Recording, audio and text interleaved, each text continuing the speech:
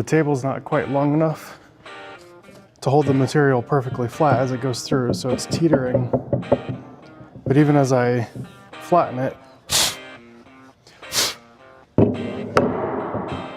it's still teetering. So I need to make a sled to go through there that'll hold the piece. I can then shim it and hold it nice and flat, run it through a couple of times, and I'll be able to flip it over, run it through a few times on this way, and then it'll hold.